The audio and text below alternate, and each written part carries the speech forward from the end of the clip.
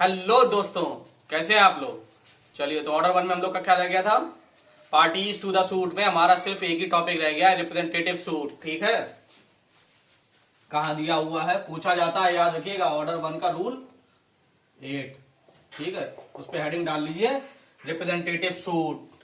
बहुत सारी ऐसी चीजें जैसे कि इंटरप्लीडर सूट कहां दिया हुआ है, पूछा जाता है। ठीक, और क्या पूछा जाता है, फ्रेंडली सूट कहां दिया हुआ है, पूछा जाता है।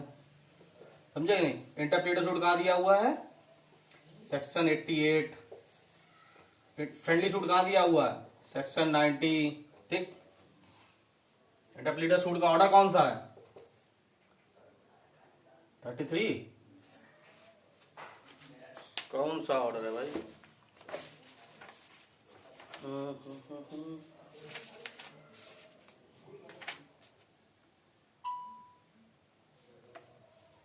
Thirty five, sorry. ठीक है, क्या है, ऑर्डर 35 इंटरप्रेटर सूट। तो ये क्वेश्चन कुछ पूछे जाते हैं, ऐसे ही रिप्रेजेंटेटिव सूट भी पूछा जाता है। प्री का भी क्वेश्चन है और मेंस का भी क्वेश्चन है। ठीक, जनरल रूल क्या था, देखो हम लोगों ने पढ़ा था ऑर्डर वन का रूल 1 और रूल 3। ज्वाइंडर ऑफ पार्टीज में हम लोगों ने पढ़ा था joinder of plaintiff, joinder of defendant. ठीक, उसमें क्या था कि अगर 3-4 लोग हैं, अगर कोई भी सूट है उसमें पार्टीज जो है प्लेंटिफ या डिफेंडेंट तीन ज्यादा है, एक से ज्यादा है। ठीक है, P1, P2, P3, plaintiff 1, plaintiff 3, plaintiff 4। तो क्या करता था, अगर इनका सेम इशू है, सेम कॉज ऑफ एक्शन है, सेम इशू है अगर, तो क्या करते थे, तो कोर्ट जज साहब क्या करते थे, उसको ज्वाइंडर ऑफ पार्टीज कर देते थे। ठीक है, अलग अलग सूट ना चला के ज्वाइंडर ऑफ पार्टीज कर देते। ये था जनरल रूल हमारा, है कि नहीं। अगर प्लेंटिफ या डिफेंडेंट एक है, एक से ज्यादा है और सबका सेम इशू है, ठीक, तो क्या करेंगे, वो ज्वाइंडर ऑफ पार्टीज कर देंगे। किसमें, ऑर्डर वन में, रूल 1 में हम लोगों ने पढ़ा। ठीक, अब मान लो कि बहुत ज्यादा है पार्टीज, समझे कि नहीं, न्यूमरस नंबर है, बहुत सारे हैं, तो उसमें क्या करेंगे, और सब लोग पार्टी भी बनना नहीं चाहते। देखो सबका इशू तो सेम है, सेम इशू है, बहुत सारे लोग हैं। मान लो जैसे अभी उसका हुआ था, बिहार एपीओ का जो है हाई कोर्ट में वो डाला था, रिट डाली गई थी कि कोई इशू था उसको लेके, रिजल्ट को लेके, कि पूरे लोग नहीं लिए गए हैं। तो उसमें मान लो 50 लोग हैं, 100 लोग हैं, अब वो सब लोग मिलकर सबका सेम इशू है कि भैया नंबर ऑफ स्टूडेंट जो है वो जितने लेने चाहिए उतने नहीं लिए गए। तो उसमें से क्या करते हैं, उसमें भी अपने 4-5 रिप्रेजेंटेटिव या एक से ज्यादा जितने भी 2-3-4-5 जितने भी रिप्रेजेंटेटिव जो है वो कोर्ट में पूरे केस को रिप्रेजेंट करते हैं on behalf of all the others. समझे, समझ में आ रहा कि नहीं, कि अगर कोई ऐसा इशू है, सेम इशू है, मान लो कोई गांव का कोई इशू है, मान लो आपके शहर का कोई इशू है, कोई भी एक इशू है जिसको आप हाई कोर्ट में रिप्रेजेंट या कहीं पे भी रिप्रेजेंट करना चाहते हैं कोर्ट में, उसमें सब लोग तो पार्टीज बन के जाएंगे नहीं। सब लोग जाएंगे क्या, 50 लोग हैं, 50 लोग पार्टीज बन के थोड़े आएंगे। तो उस केस में क्या होता है, रिप्रेजेंटेटिव सूट फाइल होता है कि on behalf of all the others, जितने भी लोग उसमें इंटरेस्टेड है उनके सबके बिहाफ पे कुछ लोग रिप्रेजेंट कर रहे हैं जाके कोर्ट में। ओ माई गॉड मूवी में भी ऐसा ही था। ठीक है, जितने भी एलिमेंट थे जिन्हें इंश्योरेंस मनी चाहिए थी, उनके बिहाफ पे परेश रावल ने पूरा रिप्रेजेंट किया था केस, है कि नहीं। परेश रावल ने अकेले रिप्रेजेंट किया था, इसमें जो है एक से ज्यादा हो सकते हैं। समझे, तो समझ में, सिंपल सी बात है कि अगर पार्टीज बहुत ज्यादा हैं, ठीक है, न्यूमरस नंबर्स ऑफ पार्टीज हैं, तो उनको मतलब उसमें सूट में पार्टीज ना बना के, सबको ना बना के, पार्टीज तो उनके पास सबके ऊपर लागू होगा जजमेंट जो आएगा, जो डिग्री पास हो सबके ऊपर लागू होगा। लेकिन पार्टीज को उसमें कितनी रहेंगी, 3 या 4, जो कि रिप्रेजेंट करेंगी सबको। रिप्रेजेंटेटिव सूट इसीलिए होता है। ठीक है, सिंपल सी भाषा में, अगर नंबर ऑफ पार्टीज ज्यादा हैं तो उस केस में क्या होता है, उनके रिप्रेजेंटेटिव बना दिए जाते हैं 4 से 5, जो पार्टीज टू द सूट हो जाती हैं, और वो जो है वो सबके बिहाफ पे केस को रिप्रेजेंट करते हैं। ठीक, क्या होना चाहिए रिप्रेजेंटेटिव सूट के लिए, पहली बात तो नंबर ऑफ पार्टीज होनी चाहिए, न्यूमरस नंबर ऑफ पार्टीज। ठीक है, न्यूमरस पार्टीज होनी चाहिए, बहुत सारे लोग हों। ठीक, दूसरा क्या होना चाहिए, सबका सेम इशू होना चाहिए। ठीक, और क्या होना चाहिए, ऑर्डर 1 का रूल 8 पढ़ेंगे तो इसमें ये और है कि with the consent of the court, representative suit जो होता है ना, with the consent of the court file होगा, विद द कंसेंट और discretion of the court, discretion of the court है। और क्या होगा, और जितनी भी पार्टीज हैं उनको नोटिस जरूर दिया जाएगा। मान लो अब उनके ऊपर जब जजमेंट बाइंडिंग होगा तो एटसेट्रा इसमें लग जाएगा, अदर्स एंड अदर्स,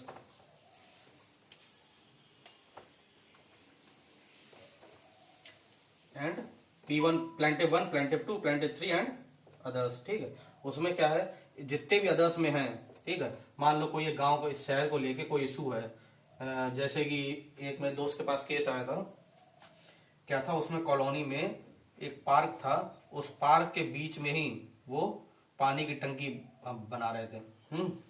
तो उसने पानी की टंकी, एक पार्क था, एक कॉलोनी थी, उसमें एक पार्क इशू हुआ था, एक पानी टंकी बीच में बना रहे थे, क्योंकि सरकारी बन रही थी, क्योंकि कॉन्ट्रैक्टर को बीच में बनाने में क्या हो रहा था, पाइपलाइन डालने में आसानी हो रही थी, उसका बहुत पैसा बच रहा था।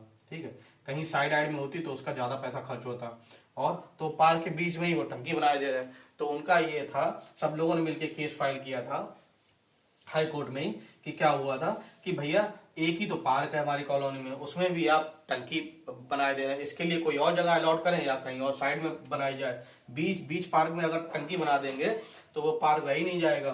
तो उन्होंने, तो कितने, इसमें बहुत सारे लोग थे ना, इसमें बहुत सारे लोग थे, इंटरेस्टेड थे जो है, तो सबको जो है पार्टीज टू द सूट थोड़े बनाएंगे, है कि नहीं, सब लोग थोड़े कोर्ट आया करेंगे, है कि नहीं। तो उसमें क्या करते हैं ये लोग कि इनमें से कोई भी 2-3 लोगों को रिप्रेजेंटेटिव बना के और ऑर्डर 1 रूल 8 के अंदर रिप्रेजेंटेटिव सूट फाइल कर देंगे, है कि नहीं। तो इसमें क्या था, लेकिन जितने भी लोग हैं अब इनको नोटिस जरूर दिया जाएगा, समझे कि नहीं, जितने भी और लोग हैं सबके नोटिस दिया जाएगा। या तो इंडिविजुअली, अगर कम है 30-40 लोग हैं तो इंडिविजुअली भेज देंगे, मान लो पूरा गांव है या और भी लोग हैं तो बाई पब्लिकेशन, समझेगा, अखबार में छपवा देंगे कि ऐसे ऐसे सूट फाइल हुआ है, उसमें जो है ये बात है। तो आपकी जानकारी में आ गया, आपकी जानकारी में आ गया, तो जब जजमेंट पास होगा तो फिर वो बाइंडिंग होगा सबके ऊपर, समझे नहीं, जितने भी लोगों को नोटिस दिया गया है, जो भी इस पे सेम इशू है सबके साथ, तो उन सबके बाइंडिंग होगा। उसमें क्या है, अगर इसमें कोई और भी, मान लो मैंने देखा ये 3 लोग सही से काम नहीं कर रहे, मैं ये हूं, तो मैंने कोर्ट में मैं वो कर सकता हूं, ऑर्डर 1 के रूल 8 का सबसेक्शन 3 सब रूल 3 में मैं क्या कर सकता हूं, मैं कोर्ट से बोल सकता हूं भैया ज्वाइंटर ऑफ पार्टीज करके हमें भी इसमें बनाए, तो कोर्ट आपको P4 पार्टी 4 बना देगी यहाँ पर, समझे नहीं। अगर ऐसा लगता है कि जिनको हमने रिप्रेजेंटेटिव बना के भेजा वो सही से रिप्रेजेंट नहीं कर रहे हैं, तो आप कोर्ट में रूल 8 के सब रूल 3 में आप अप्लाई कर सकते हैं कि मुझे भी पार्टीज टू द सूट बनाया जाए, ये लोग सही से रिप्रेजेंट नहीं कर रहे, ठीक है। तो ये भी हो सकता है। और अगर कोई कंप्रोमाइज ये लोग करते हैं, ठीक है, अगर ये लोग कंप्रोमाइज करते हैं तो कंप्रोमाइज ऐसे नहीं कर सकते without the permission of the court, without the permission of the court. Compromise कर रहे हैं या विड्रॉल कर रहे हैं, विड्रॉल कर रहे हैं तो भी सबको नोटिस दिया जाएगा, जितने भी लोग इंटरेस्टेड थे, ठीक है, कि ये तो केस विड्रॉल किए दे रहे हैं, तो आपको क्या करना है, पढ़े आप, समझ में आए कि नहीं।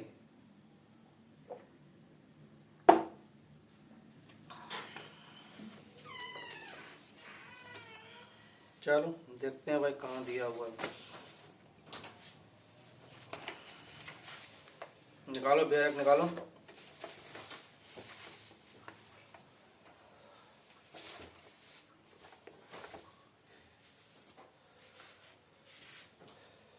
एक चीज और है, देखो हम लोगों ने पढ़ा था, कहाँ पढ़ा था, सेक्शन 11 का एक्सप्लेनेशन 6 था, 6 था, क्या था बताइए, representative suit, representative suit section 11 res judicata, res judicata ही तो है, तो रेस जुडिकेटा जो है उसका एक्सप्लेनेशन 4 ये 6 साफ साफ बोलता है कि रिप्रेजेंटेटिव सूट में क्या होगा, रेस जुडिकेटा अप्लाई होगा। कि मान लो ये 3 लोगों ने केस किया, रिप्रेजेंटेटिव सूट में केस फाइल किया, हम सबको नोटिस दिया गया, सब बातें हुई, अब बाद में ये हार गए तो इसमें से एक आदमी फिर से केस कर रहा नहीं कर पाएगा। क्यों? क्योंकि रेस जुडिकेटा अप्लाई हो जाएगा। ये एक्सप्लेनेशन 6 बोलता है कि नहीं? पढ़ा था कि नहीं पढ़ा था? पूछा जाता है भाई एक्सप्लेनेशन 4 और 6 दोनों ही बहुत पूछे जाते हैं। एक्सप्लेनेशन 4 क्या बोलता है? एक्सप्लेनेशन 4 बोलता है क्या कि भैया कंस्ट्रक्टिव रेस जुडिकेटा। एक्सप्लेनेशन 6 क्या बोलता था? रिप्रेजेंटेटिव सूट में भी रेस जुडिकेटा अप्लाई होता है। चलो अब इसी पे आ जाओ। ऑर्डर 1 खत्म करें। ऑर्डर 2 में हर एक ऑर्डर में इतना नहीं पढ़ना होगा, ठीक है? टेंशन मत लो, ये इंपॉर्टेंट था इसलिए इसमें इतना पढ़ना था मैं। चलो, वन पर्सन में सू और defend on behalf of all in same interest, ठीक है? अब इसमें ये प्लेंटिव पे भी हो सकता है और डिफेंडेंट पे भी हो सकता है। Where there are numerous persons having the same interest in one suit, one or more such person may with the permission of the court, with the permission of the court। सबसे पहली बात था क्या, यहाँ पर क्या न्यूमरस पर्सन है, ठीक है? तो क्या करना है उन्हें? with the permission of the court sue or be sued or may defend such suit on behalf of or for the benefit of all persons so interested। Simple सी भाषा में the court may direct that one or more such person may sue or be sued or may defend such suit on benefit of all persons so interested। ठीक, एक तो क्या है, एक तो आप कंसेंट से कर सकते हैं। ये जो पॉइंट है वो कंसेंट की बात करता है, ठीक है? बी जो पॉइंट है, कोर्ट भी जो है डायरेक्शन दे सकता है, डायरेक्ट डेट, ठीक है? डायरेक्ट कर दो या on the description of the court कह दो, ठीक है? दोनों ही बातें सही है। पहले वाले में ए में क्या दिया, वो दोनों में एक ही बात लिखी गई है, लेकिन ए में पार्टीज कंसेंट ले रही हैं, बी में कोर्ट डायरेक्शन दे रही है, ठीक? दूसरा पॉइंट का, the court shall in every case where a permission और direction is given under subsection 1 at the plaintiff expenses. ये भी पूछा जाता है, ठीक है? कि जो नोटिस दिया जाएगा वो किसके खर्चे पे दिया जाएगा? जो और पार्टीज को जो नोटिस भेजा जा रहा है, इन लोग को सबको जो नोटिस दिया जा रहा है वो किसके खर्चे पे दिया जाएगा? वो प्लेंटिव के खर्चे पे दिया जाएगा। पूछा जाता है, ध्यान रखिएगा। At the plaintiff expenses, give notice of the institution of the suits to all persons so interested, either by personal service or whereby person of the number of person or any other cause. Such service is not reasonably practicable by public advertisement as the court in such case, each case में direct, ठीक है? साफ सी बात है कि अगर notice देना possible है, 20-30 लोग हैं, 40 लोग हैं, 50 लोग हैं, तो वो नोटिस से भेज देंगे।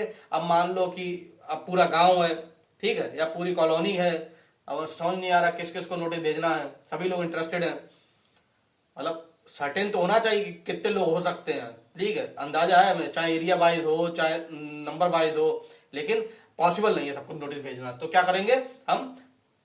पब्लिक एडवर्टाइजमेंट के थ्रू उनकी जानकारी में डाल देंगे, ठीक है? नोटिस बहुत सारे अखबार में ऐसे नोटिस आते रहते हैं। तीसरा, any person on whose behalf और for whose benefit a suit is instituted और defended under sub rule 1 may apply to the court to be made a party to such suit, ठीक है? जैसे यहाँ पे मैं बोल रहा था कि जिसके बिहाफ पे, इनमें से कोई सा भी जिसके बिहाफ पे केस फाइल किया गया है, जिसके अगेंस्ट में केस फाइल हुआ है, वो कोर्ट में अप्लाई कर सकता है कि मुझे भी ज्वाइंटर ऑफ पार्टीज में जोड़ो, समझे कि नहीं? तो कोर्ट जोड़ देगी। चौथा, no part of the claim in any such suit shall be abandoned under sub rule 1 and no suit shall be withdrawn under sub rule 3 of rule 1 or order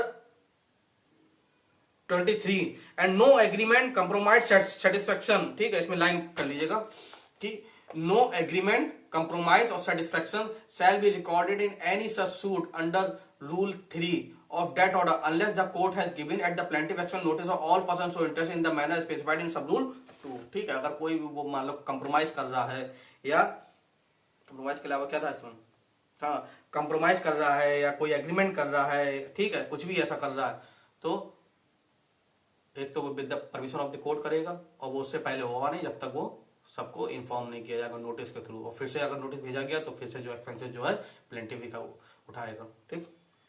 पांचवा, where any person suing or defending any such suit does not proceed with due diligence in the suit or defense, the court may substitute in his place any other person having the same interest in the suit, ठीक है?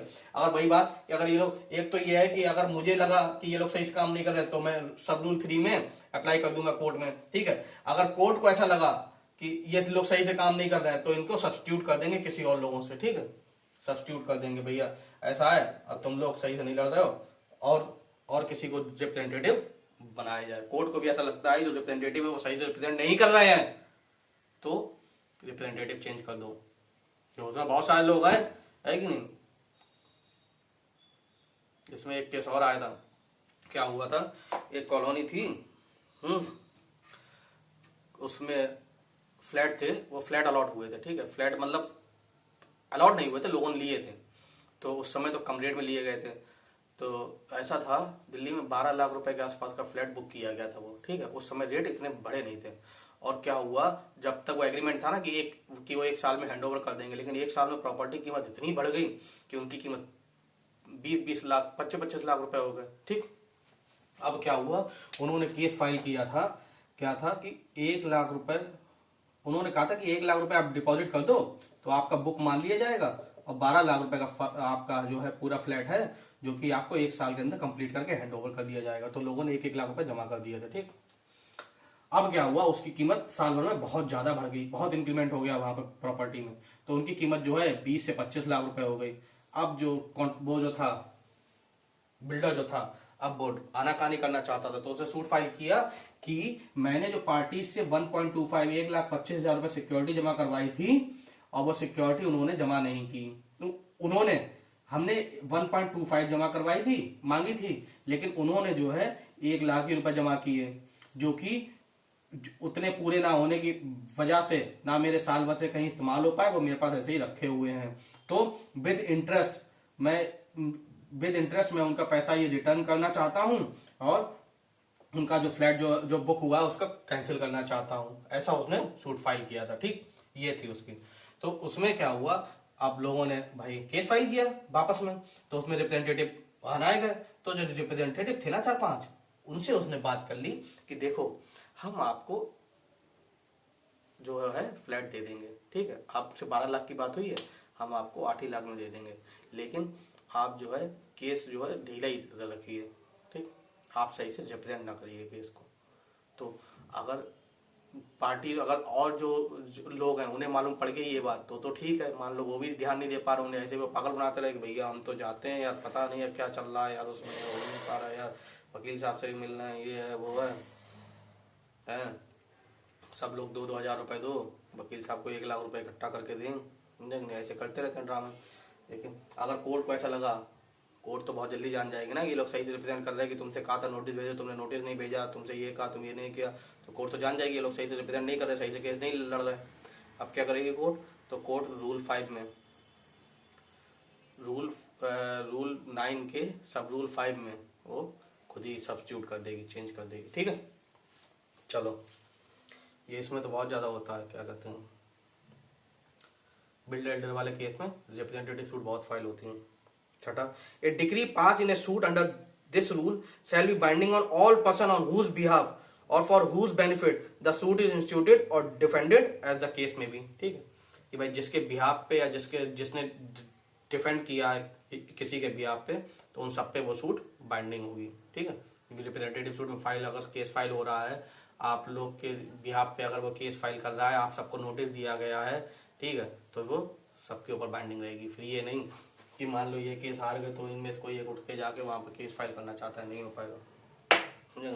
और ये race judicata apply होता है इसके ऊपर, ये explanation 6 भी बोलता है इसका। चलो, अब क्या है, explanation दिया, for purpose of determining whether the person who sue or be sued or defended had the same interest in one suit, it is not necessary to establish that such person has the same cause of action as the person on whose behalf or for whose benefit they sue or be sued or defend the suit as the case may be, ठीक है। तो कहने का मतलब है same issue होना चाहिए, जरूरी नहीं कि कॉज ऑफ एक्शन भी सेम हो, ठीक है। अब मान लो किसी ने 12 लाख का फ्लैट बुक किया था, किसी ने जो है 25 लाख वाला बुक किया था, 3 BHK बुक किया था, तो वो कॉज ऑफ एक्शन अलग अलग हो गए, तो ऐसा थोड़े है, कॉज ऑफ एक्शन नहीं लेकिन इशू सेम होना चाहिए कि भैया जो है अब ये देने तैयार नहीं है।